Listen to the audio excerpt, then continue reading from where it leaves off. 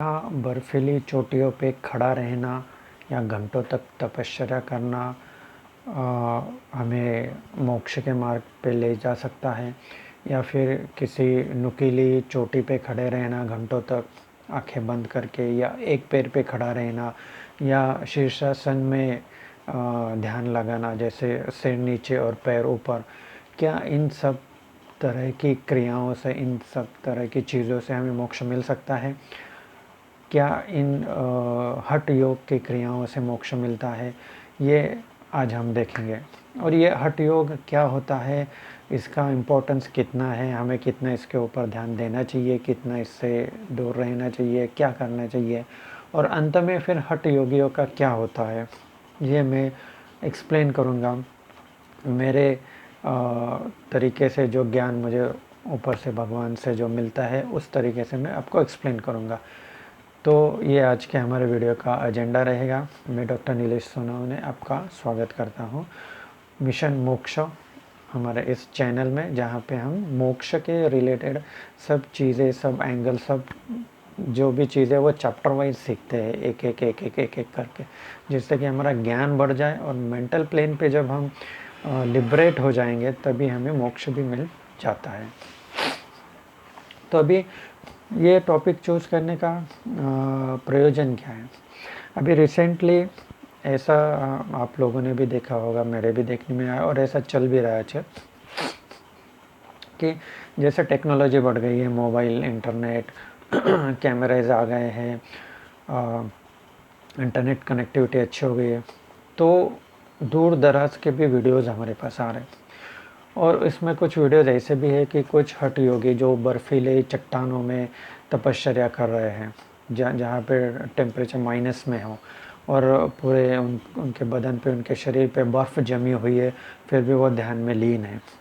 या कुछ वीडियोज़ ऐसे आते हैं कि कुछ एक जो कटा हुआ ऐसा पेड़ है नीचे का, उसके ऊपर एक पैर पे खड़े होकर वो आंखें बंद करके तपश्चर्या कर रहे हैं, जो भी कोई योगी पुरुष है, या एकदम नुकीली चोटी पे खड़े होके कर रहे हैं। तो क्या ये चीज़ें अभी हो रही है, पहले नहीं होती थी? तो ऐसी बात नहीं, ये चीज़ें पहले भी होते हैं। पहले के भी हठ योगी आपने देखा होगा, जो कुंभ मेला लगता है, अभी हमारे नासिक में भी हर 12 साल में कुंभ मेला होता है, जो भी भारत के 3-4 जगह पे होता है। तो वहाँ पे बहुत से ऐसे ऋषि मुनि, ऐसे बहुत से हठ योगी भी आ जाते हैं।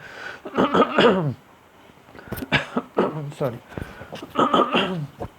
जिनको आप देख सकते हैं कि वो अपने हठ योग के द्वारा तपश्चर्या करते हैं। तो उनमें से कुछ योगी एक पैर पे घंटों तक खड़े रहेंगे, कुछ हठ योगी जो है फिर वो शीर्षासन में सिर नीचे पैर ऊपर करके उस मुद्रा में घंटों तक ध्यान करेंगे। तो ये पहले से चला आ रहा है। अभी जस्ट ये उसका मॉडिफाइड वर्जन है, जो हम आज देख रहे हैं, ये उसका मॉडिफाइड वर्जन है। क्योंकि अभी इंटरनेट कनेक्टिविटी की वजह से उन सब दूर दराज की जगह से हमें वो वीडियो फुटेज मिल रहे हैं, ठीक है। और वे वही जो पुराने जो हठ योगी जो करते थे, उन्हीं के, हम ऐसा कहेंगे कि उन्हीं के शिष्य है, या उन्हीं की वंश परंपरा चल रही है, जो कि आज के हठ योगी हमें दिखाई दे रहा है, ठीक है। अभी ये तो हो गया कि ये पहले भी था, अभी भी है, ये कनेक्शन हो गया। लेकिन अभी असल चीज़ ये है कि क्या एक स्पिरिचुअल साधक जो है, एक मोक्ष का अभिलाषी जो व्यक्ति है, उसको हठ योग में जाना चाहिए कि नहीं जाना चाहिए? तो मेरा पर्सपेक्टिव क्या है, मेरा एंगल क्या है, तो मैं इस बात पे आपको क्लैरिटी दूंगा, इस बात पे आपका जो भी है डाउट्स है उसको क्लियर करने की कोशिश करूँगा भगवान की मर्ज़ी से, ठीक है। तो मेरा पर्सनली ये मानना है कि हठ योगी जो रहते हैं ना, अभी उसका भी आपको ये मीनिंग तो पता ही होगा कि हठ योग, लोग बोलते हैं कि हठी होते हैं, इसीलिए वो हठ योग करते हैं। ये भी एक मीनिंग हो गया। दूसरा मीनिंग ये है कि हठ योग मतलब ह से लेकर ठ तक, मतलब जो हमारे 7 चक्र हैं वहाँ तक वो जाने को जो प्रोसेस है, उनको अलाइनमेंट में लाते हैं, उनको फोकस्ड रहते हैं उन 7 चक्रों पे, इसीलिए भी उनको हठ योगी कहते हैं। तो ये दोनों मीनिंग्स हो गए। लेकिन एक बात तो तय है कि निश्चित है कि हठ योगी हठी होते ही है, क्योंकि हठ बिना हठ हुए या बिना हठी मतलब है ना, वो किसी एक चीज़ पे चिपके रहना। जैसे बच्चे होते हैं छोटे, नहीं मुझे टॉफ़ी चाहिए तो चाहिए, नहीं मिलेंगे तो फिर वो रोएंगे चिल्लाएंगे, छोड़ेंगे नहीं अपने ज़िद्दी ये वर्ड है। हठी मतलब ज़िद्दी। तो ज़िद तो होनी चाहिए, तभी तो आप एक आसन में इतनी देर तक टिके रहेंगे बर्फीले चट्टानों पे या नुकीली चट्टानों पे। ज़िद तो चाहिए होती। ज़िद तो मेडिटेशन में और जो आध्यात्मिक व्यक्ति उनके लिए भी आवश्यक है, क्योंकि ज़िद्दी बनेंगे तभी तो आगे यात्रा होगी। लेकिन इसमें मोस्टली हो क्या जाता है कि फिज़िकल लेवल पे ज़्यादा ये होता है, फोकस ज़्यादा वहाँ पे रहता है। और इसके पीछे हम चलते हैं कि जो ये लोग हठी लोग करते हैं, हठ योगी करते हैं, इसके पीछे की साइकोलॉजी क्या है। तो बहुत सारे रीज़न्स हो सकते हैं, लेकिन कुछ एक रीज़न मैं आपको बता रहा हूँ।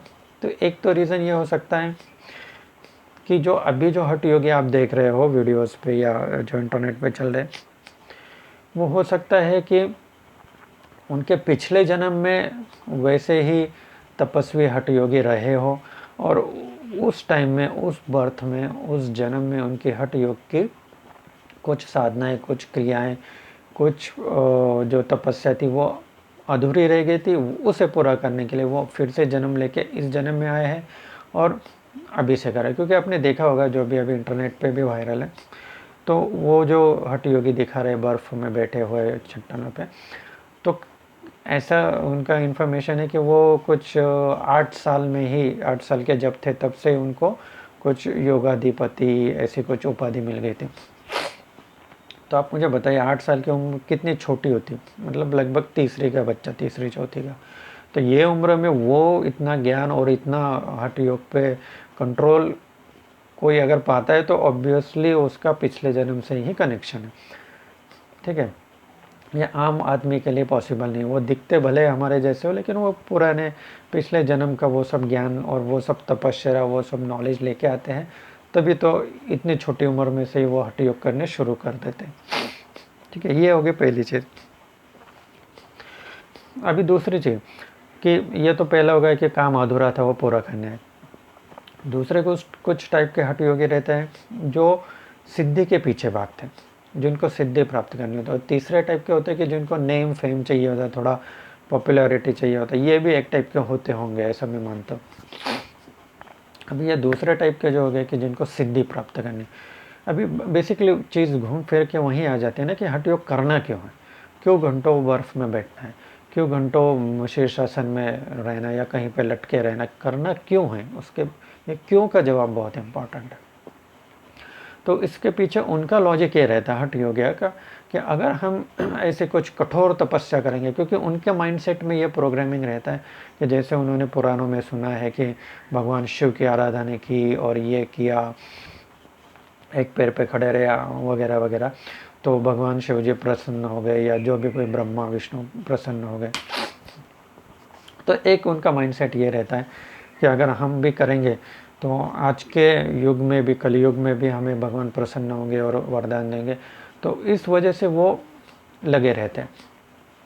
और ये भी रहता है कि भगवान चाहे प्रसन्न हो ना हो, लेकिन कुछ सिद्धियाँ प्राप्त हो जाती।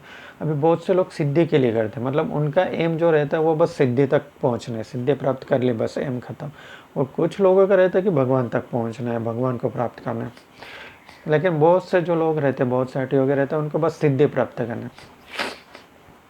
तो आपको पता होगा कि ये हठ योगी के पास में सिद्धियाँ भी बहुत होती, मतलब वो ऐसे हाथ से आग जला सकते हैं, या किसी चीज़ को पल में ठंडा कर सकते हैं, पल में गर्म कर सकते हैं, कुछ भी चीज़ें कर सकते हैं वो। या बर्फीले चट्टानों पे बैठना, वो भी एक हठ योग, वो भी एक चमत्कार है, क्योंकि वो अपने अंदर इतनी हीट प्रोड्यूस कर सकते हैं कि उनको कोई फ़र्क नहीं पड़ता है कहाँ बैठे, किस टेम्परेचर में बैठे।